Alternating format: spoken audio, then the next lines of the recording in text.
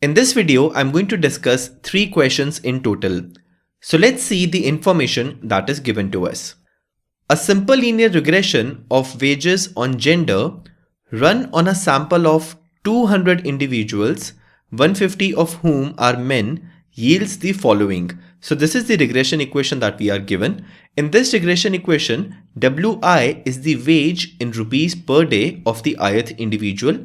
So WI is the wage of the ith individual and the unit of the wage is rupees per day.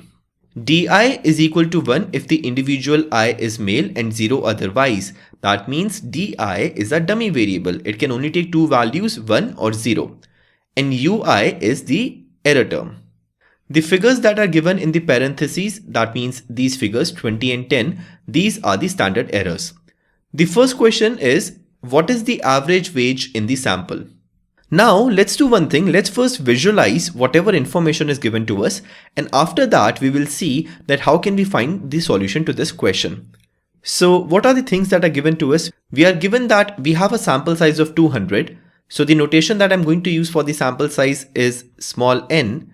That means small n is equal to 200, and out of these 200, 150 are men.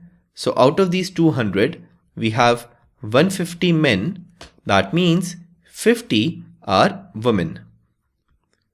And this is the regression equation that we have, and this is a simple linear regression model because you have only one independent variable on the right hand side, and the independent variable that you have on the right hand side is actually a dummy variable, okay, which is defined in this manner.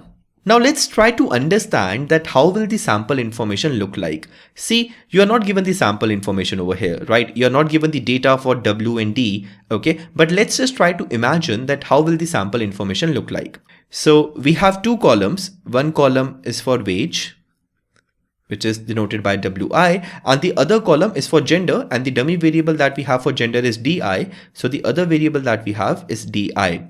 Now out of the 200 individuals, 150 are men and 50 are women. So we have data on 200 individuals. So 1, 2, 3, 4, 5, and let's say this goes up till 150. And then you have 151, 152, and let's say this goes up till 200. Okay, so out of these 200, 150 are men and 50 are women. And see, in the sample data, these 150 men and 50 women could be in any order, but just for the convenience, let me assume that these first 150 are actually men and these 50 are actually women. They could have been in any order, but even if I change the order, it doesn't matter because we are dealing with the cross-section data. So I'm first writing men and then I'm writing women. Okay. Now see, we do not have any information related to what is the actual wage. So this is actually actual wage. Okay. We do not have any information related to this. But there is one thing I know for sure, that if the first person is men, then this DI is going to be 1 because that is how it is defined. Now similarly, for the second individual, when we were collecting the data, we would have asked the second individual what's his wage. Okay, but right now we do not have that information, so I'm just going to put a question mark over here. But one thing I'm sure of is that DI will be equal to 1 even for the second individual. Okay, similarly for the third individual, I do not know the wage, but I know that DI will be equal to 1, and this is the same thing that can continue for the first 150 individuals because all of them are men. So actual wage we don't know, but we know that all of these DIs are going to be 1. Now similarly for the observation number 151, I do not know what's the actual wage, but I for sure know that that individual is a female. So this is 0. Similarly, I do not know this, but I know that this is 0. Similarly, I don't know any of these, and all of these are just going to be 0. Okay, so these are 0, and from here till here, okay, till here, it's 1. Now see, this is how your sample data would have looked like. But the problem is that they are asking you to find the average wage in the sample, but you do not have your wage data. So how are you going to find the average wage when you do not have any information on this column? That is the question that we have. Now we are going to use one of the properties of OLS to actually find the answer. So see that the model that you are given, it has an intercept term. So your model is of the form yi is equal to beta 1 plus beta 2 xi plus error. This is the form of your model. Okay, so this is the form of your model. It is a simple linear regression model and you have an intercept term in the model. And when you estimated, right, you collected a sample of 200 and you estimated this model. So you got yi is equal to beta 1 hat plus beta 2 hat xi plus some sample error. Okay, so this is the form of your model. It's just that in our case, instead of yi we have wages and instead of xi we have di, but this is the form of the model. Now see, if you know your equations properly, then you should know that this is yi hat. Okay, and because you have an intercept term in the model, it can be proved that y bar is actually equal to y hat bar, by which I mean that the mean of the actual y values, is equal to the mean of the fitted y values, This is one of the properties of OLS, and this property holds till the time you have an intercept term in the model, which we have in our case. Now, using the logic that I have explained over here, this means that this column is your actual wage. Okay, and your fitted wage, which I can denote by wi hat, is just this portion. So your fitted wage is 300 minus 50 di.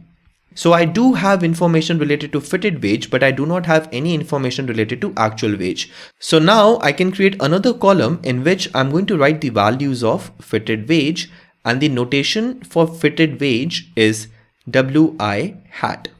Okay, now see, this was your W1, but you do not have any information related to this.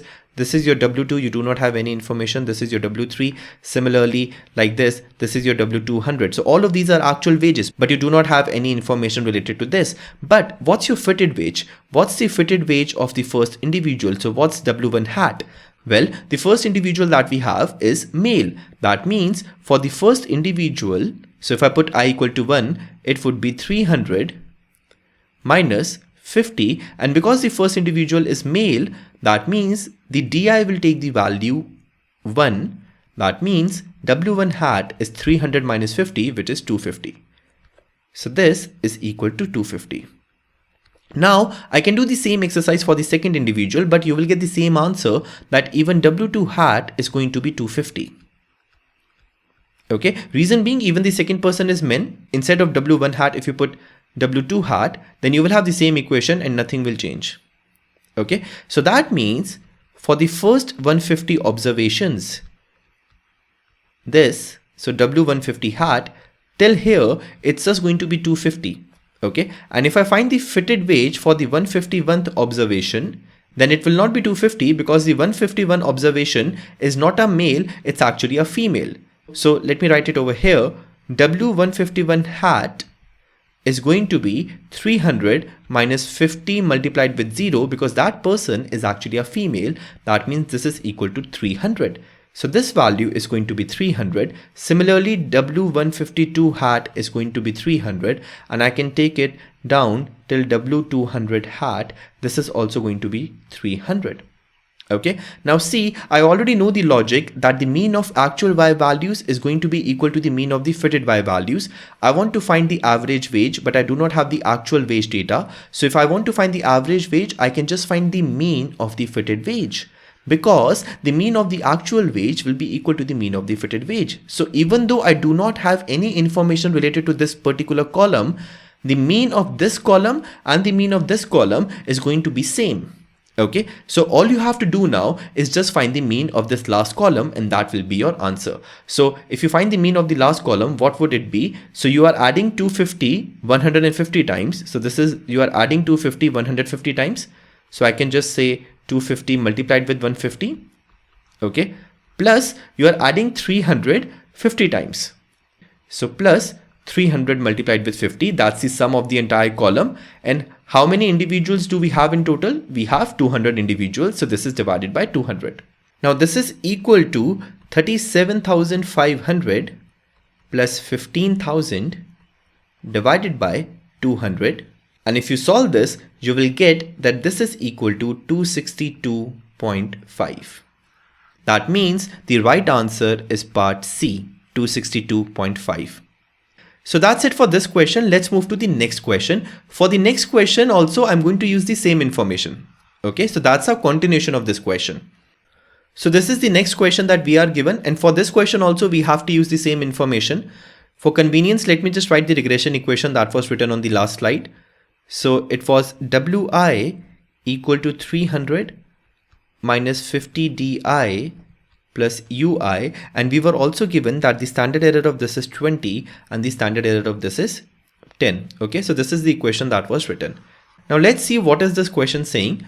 The most precise estimate of the difference in wages between men and women would have been obtained if among these 200 individuals, and these are the 4 options that we are given. So first of all, let's understand what the question is trying to say.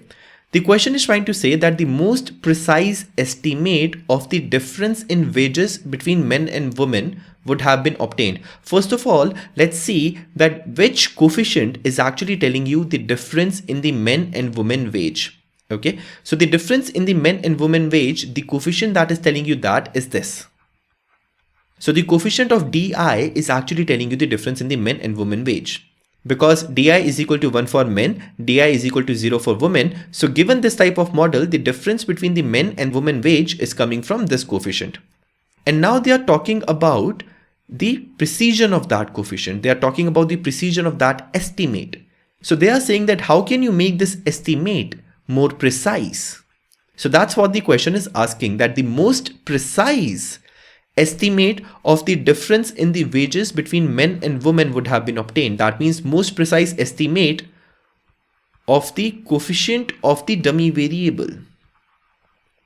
Okay, how can you obtain a most precise estimate of the coefficient of the dummy variable? And these are the 4 options that are given. Now see, if you want a precise estimate of the coefficient of a dummy variable, that means you need your estimate to have a low standard error. Okay, so this is the standard error of that particular estimate. You want this standard error, to be as low as possible. Okay, so that's what we have to figure out. And which of these 4 options will actually help you in getting a smaller standard error for this particular coefficient? Now see, before we actually take a look at the options, let's just try to recall that what is the formula for the standard error of the coefficient. Now see, once again, this is a simple linear regression model. So the model that you are given is actually of the form beta 1 plus beta 2 xi plus error. So this is the form of the model. This is the population model, and the estimated version which we have is yi is equal to beta 1 hat plus beta 2 hat xi plus sample error. So this is the estimated version of the model. So this is the form that we are given.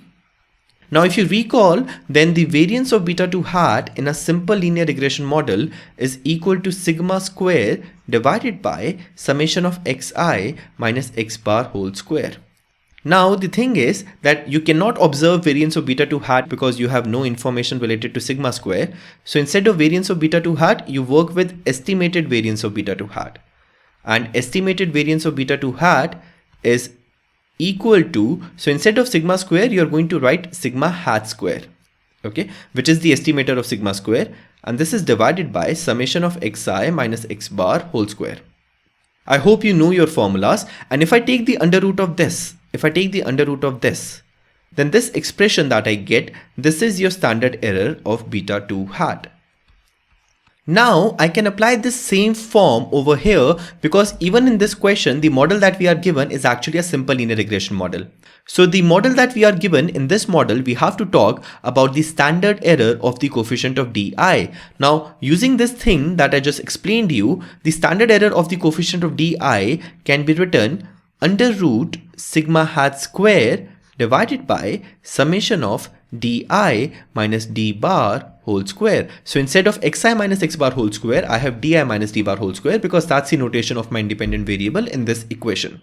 Okay, so we have to see that out of these 4 parts, I mean, fourth part is nothing, that's just none of the above. So we have to see out of these 3 parts, which part will actually lead to a decrease in this, so that the coefficient could become more precise. Okay, now before I take a look at these parts one by one, let me just write this formula in a slightly different manner. I can also write that this formula is equal to sigma hat square divided by sample variance of di, so sample variance of di multiplied with n minus 1. Let me explain what have I done over here. So I just replaced this denominator with this, okay? And we can do that because think of it in this manner. If I ask you what is sample variance of x, what is sample variance of x, then the sample variance of x is going to be summation of xi minus x bar whole square divided by n minus 1. And if I cross multiply, then this implies that summation of xi minus x bar whole square is equal to sample variance of x multiplied with n minus 1, right? I did the same thing over here. So instead of writing summation of di minus d bar whole square, I just wrote it as sample variance of di multiplied with, this is not x, this is a multiplication sign, multiplied with n minus 1. Okay, so I'm writing my formula in this manner. It would become easier in this way. Now let's take a look at the options. So option number A is saying that you will get a precise estimate if there were an equal number of men and women in the sample. So what is the current scenario? The current scenario is that we have n equal to 200, and out of these 200, 150 are men and 50 are women. Okay. Option number A is saying that this standard error will decrease if you have equal number of men and women. So n is equal to 200. That means you will have 100 men and 100 women. This is what option number A is proposing, and we have to see whether this thing will actually lead to a decrease in the standard error or not. If this thing leads to a decrease in the standard error, then yes, option A will be the right answer. And if it doesn't, then we will move to option number B and C and so on. Okay, so let's check this. And once again, to check this, I'm going to work with some sort of visualization so that you could understand this properly. So let me create some space on the screen by erasing some of the stuff from here. Okay, so I have enough space now. Now in this visualization, I'm not going to work with the column for W because I do not need the column for W. I'm only going to work with the column for D, because the information given in the part number A is actually related to the column D. Now see, originally, how does your column D looks like? So originally it looks like that if I assume that the first 150 are men, and then from 151 to 200 we have women. So originally this was 1, 1, 1, and it will be 1 till 150. So all of these values are 1. And from here, it will be 0, 0, 0, and it will be 0 till 200. Okay, so these 50 values are 0 and these 150 values are 1. This was the original scenario. Okay, now the scenario that part number A is proposing is that you have equal number of men and equal number of women. So that means, let's say that the first 100 are men, and then 101, 102 going on till 200, these are women. So if that is the scenario, then the new column for D will look something like this. So you will have 1 over here, 1 over here, 1 over here. This will keep on going for the first 100 observations. Okay, so for these values, it will take the value 1. And then from here, it will take the value 0. Okay, so this is what part number A is proposing as compared to what we originally had. Now see, the concept is very simple over here. To make the standard error go down, either the numerator should go down or the denominator should go up. It's as simple as that. Okay. Now see, you do not have any information related to the numerator because numerator is sigma hat square, which is RSS divided by n minus 2. Now I do not have any information related to RSS given to me. So that means I cannot say anything about the numerator. Okay, so the numerator is out of the picture right now. So if you want your standard error to go down, the only way it can go down if I can increase the variance of DI. Okay, so if the variance of DI goes up, or if any of the option is saying that n should go up, even then the standard error can come down. So the standard error in this equation can only come down if the sample variance of DI increases, or if any of the option proposes that n is going to increase. Okay, but let me tell you in advance, there is no option that is saying that n is going to increase. So even this will not be the case. So the only way we can actually decrease your standard error is by increasing the sample variance of DI. Okay, so now we just have to check that which of these options will lead to an increase in the sample variance of DI. Now the thing is, you won't have to look any further after the part number A, because actually the case in part number A will lead to an increase in the sample variance of DI. Let me show you that. Okay, so see, originally this is the D column and this is the D column that is actually proposed by part number A. Now see, in the exam you will not have any software, so you just cannot find the variance of this D column and the variance of this D column and see which variance is going to be, lower. So what we are going to do is that we are going to do a short exercise. So let me do one thing, that originally the entire number of individuals were divided in this proportion. So 75% were men and 25% were women, or this is 3:1 proportion. Okay, and the part number A is proposing that let's keep it 50% and 50%, which is 1:1 proportion. Now let me actually create a short exercise over here, because see, I cannot find the variance of these two columns, especially not in an exam hall where you do not even have a software. So I'm going to do a small exercise over here which will replicate these two columns. Okay, so instead of n equal to 200, let me just assume that n is equal to 4. Any number you can pick which is easy to divide. It's just that 4 is a small number and that would serve the purpose, so I'm just working with 4. Now according to the original scenario, if your n is equal to 4, then the division should be 75% and 25%. That means 75% should be men and 25% should be women. This implies that 3 out of 4 should be men and only 1 should be women. Okay, because 75% of 4 is 3, so this is 75% of 4 and this is 25% of 4. So if I imagine the data in this manner, that means my D will look like 1, 1, 1 and 0. Okay, because there are 3 men and 1 woman. So I just created a shorter version of this column. I just created a shorter version of this original column. So now I'm just going to work with this as my original column. And once again, I'm doing this because you just cannot calculate this. Okay, you cannot calculate the variance of D if you work with this column because there are so many observations over here. So I'm just creating a small replica of that. So this small thing is actually a replica of this column. Okay, similarly, I can create a replica of this particular column which was proposed by part number A. Okay, so once again, I can take my n to be 4. If my n is equal to 4, then according to part number A, division has to be 50% and 50%. That means 2 women and 2 men.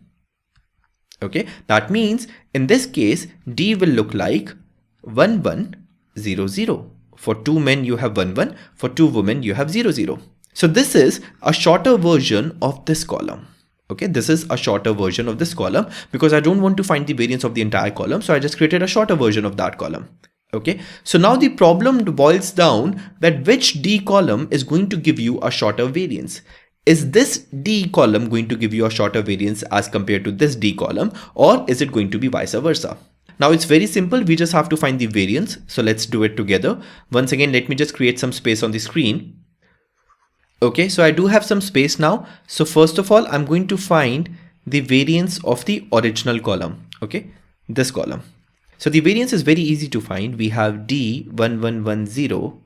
To find the variance, I have to do Di minus D bar divided by n minus 1. In this case, n is equal to 4. So 4 minus 1, which is 3. And this is square, by the way. So let me first find D bar. D bar in this case is going to be 1 plus 1 plus 1 plus 0 divided by 4. This is 3 divided by 4. Now I'm not writing it as 0.75 because that might complicate the calculation. So I'm just going to leave it at 3.4. So my D bar in this case is 3 by 4. So let me just write 3 by 4 over here. Now what will be my Di minus D bar? My Di minus D bar will be 1 minus 3 by 4. Now 1 minus 3 by 4 is 1 by 4. This is also 1 minus 3 by 4. So this is also 1 by 4. This is also 1 minus 3 by 4. This is also 1 by 4. And this is 0 minus 3 by 4. So this is minus 3 by 4. Now the last thing that I have to do is I have to take the square of this column. So if I take the square of this column, this will become 1 divided by 16. The second term will also become 1 divided by 16. The third term is also 1 divided by 16. And the fourth term is 9 divided by 16. Okay, and the numerator is the sum of this fourth column. So the sum is going to be 9, 10, 11, 12. So this is 12 divided by 16. So this is my numerator. So numerator is 12 divided by 16. And then this is divided by 3.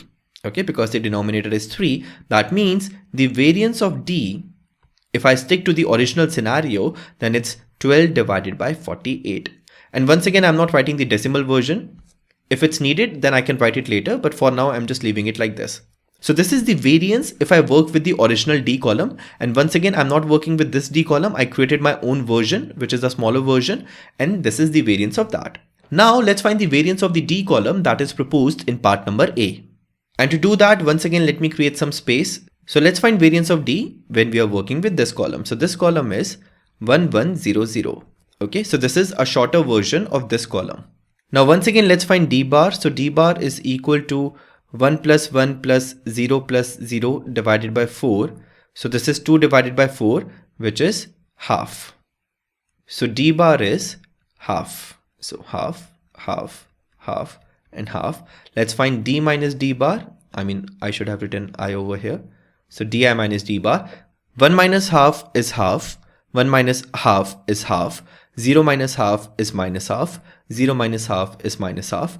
Let's now find Di minus D bar whole square. So this is 1 by 4, 1 by 4, 1 by 4, and 1 by 4. The sum of this is 4 by 4, which is equal to 1. Right? That means summation of Di minus D bar whole square in this case is 1, and the denominator will be 4 minus 1, which is 3. So this is the variance of D that was proposed in part number A. Now all I have to do is compare this variance with this variance. Okay, so which one of this is a bigger number, 12 by 48 or 1 by 3? Well, I can multiply this by 16 and divide this by 16.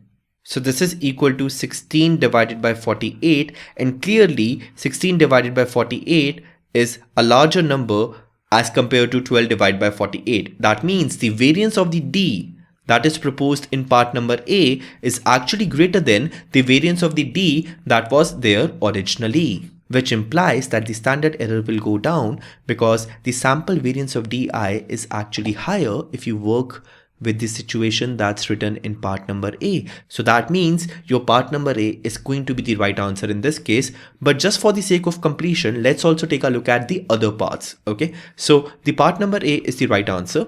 But let's take a look at what part number B and C are saying. First, let's take a look at part number C.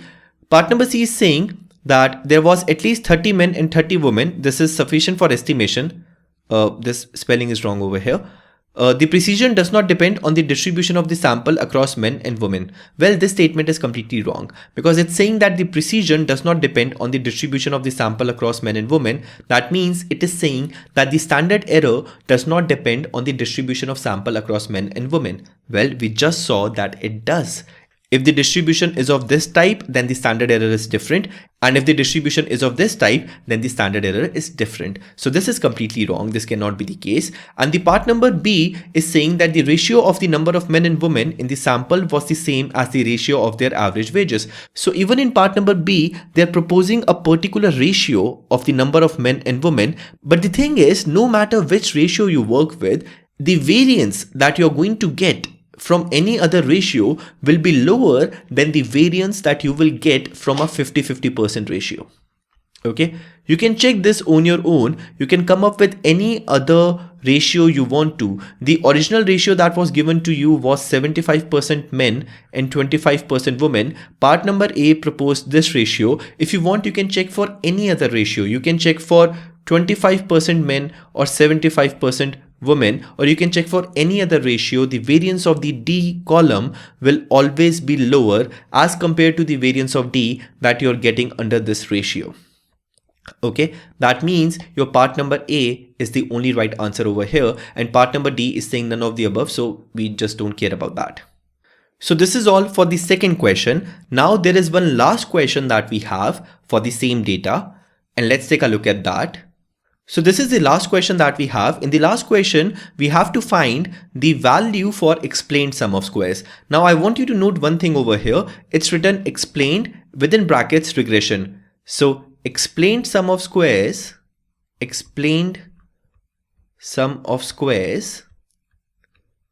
can also be called regression sum of squares. Explained sum of squares can also be called regression sum of squares. Okay, so I want you to be careful with one thing. If in exam you see that they have written RSS anywhere, do not assume that RSS can only be residual sum of squares. Okay, just be careful in the exam, because RSS can also stand for residual sum of squares. RSS can also stand for regression sum of squares. Okay, so just be careful in the exam to see that what do they imply by RSS. So in this case, we have to find the explained sum of squares, or in other words, regression sum of squares. And these are the four options that are given to us. Well, this is easy. So if you recall your original scenario, in your original scenario, n is equal to 200, 150 are men, 50 are women, and we are given that Wi is equal to 300 minus 50 di plus ui, and this is Wi hat. So your Wi hat is equal to 300 minus 50 di. Now for this question, you need to know the formula to calculate the explained sum of squares. Well, the formula to calculate explained sum of squares is summation Wi hat minus W hat bar whole square. This is the formula that you have. Okay, so basically it is summation. You have fitted value, Wi hat is your fitted value. This is W hat bar is the mean of fitted value. Okay, so you find the difference between the fitted value and the mean of fitted value and you square it. And as we discussed while solving the first question, we do have information related to both of these. If you recall, in the first question, I made three columns, Wi, Di, and Wi hat.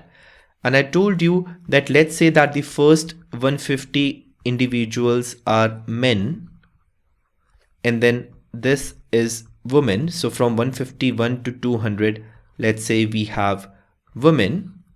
You do not have any information related to the actual wages, so you do not know this entire column, but you do have information related to Di.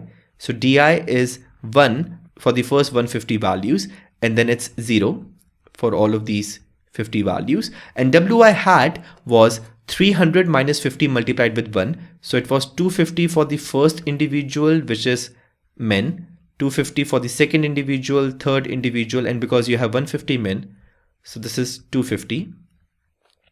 And this was 300, 300 going on till 300. So you have 50 300s and you have 150 times 250.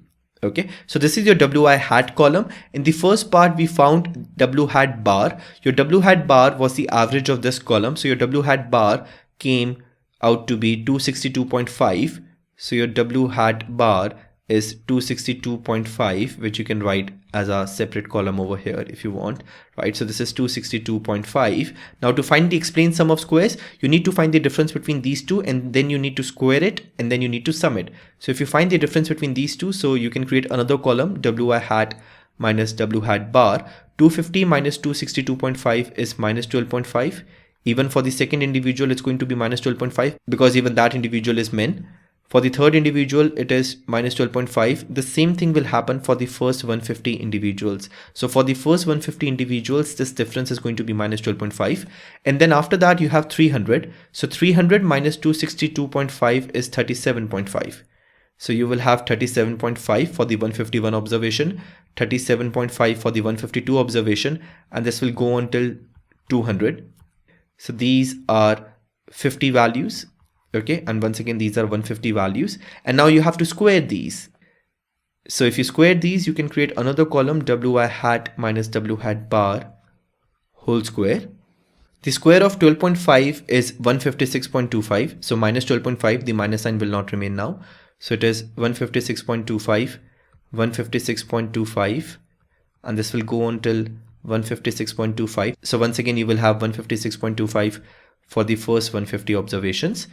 And the square of 37.5 is 1406.25. So this is 1406.25, and you will have this for 50 observations. So you will have this for 50 observations, and your ESS is just the sum of this entire column. So the sum of this entire column will be 150 times 156.25 plus 50 times 1406.25.